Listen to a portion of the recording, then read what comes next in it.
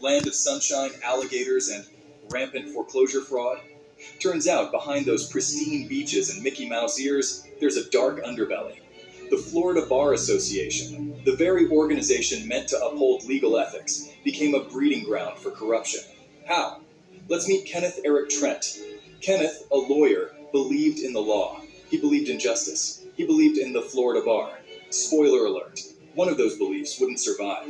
See, Kenneth stumbled upon a conspiracy so brazen, so morally bankrupt, it would make your tanning bed blush. This wasn't some small-time grift, folks.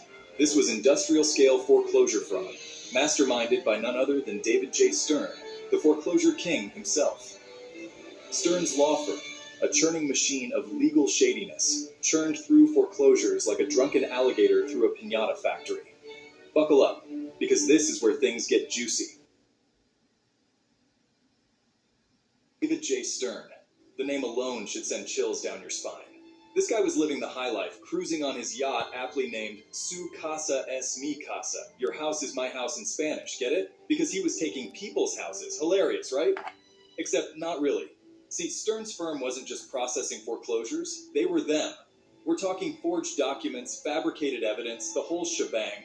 They were evicting families faster than you can say subprime mortgage crisis. It was a well-oiled machine of misery, and Stern was raking in the dough. But there was one tiny problem he didn't account for. Kenneth Eric Trent. Kenneth knew something was rotten in the state of Florida, and it wasn't just the humidity. Armed with evidence of Stern's shady dealings, he did what any decent lawyer would do. He blew the whistle. He went to the authorities, he filed complaints, he shouted from the rooftops, but here's the kicker. Nobody wanted to hear it. The authorities, it seemed, were more interested in protecting the status quo than actual justice. Kenneth had poked the beast, and the beast was not happy. Section 4. Retaliation, disbarred, and disgraced. You know what happens to whistleblowers in movies? Yeah, this wasn't one of those movies. The Florida Bar, instead of investigating Stern, decided to investigate Kenneth. They accused him of misconduct, of making false accusations, of basically being a huge pain in their collective behind. The message was clear. Don't mess with the system, kid. Kenneth fought back, of course. He filed a lawsuit against Stern and his firm, alleging a massive conspiracy to defraud homeowners. He even filed a class action lawsuit on behalf of those affected by the fraudulent foreclosures. Section 5, Justice delayed, justice denied. The system protects its own. What happened next? Well, let's just say the legal system can be a fickle mistress. Despite overwhelming evidence, the lawsuit against Stern was dismissed. Kenneth's law license? Suspended. His reputation? Dragged through the mud. The message was clear.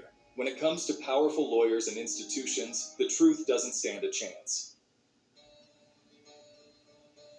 Section 6. A call to action. Sunlight is the best disinfectant. So what's the takeaway from this whole sorry saga? First, Florida, get your act together. Second, the legal system is in dire need of reform. Whistleblowers like Kenneth should be protected, not punished. We need greater transparency and accountability within the legal profession. We need to empower individuals to speak out against wrongdoing without fear of retribution. And most importantly, we need to demand justice for those who have been wronged by a system that's supposed to protect them. Because when the system protects the powerful instead of the people, it's not justice. It's just a joke. Boom.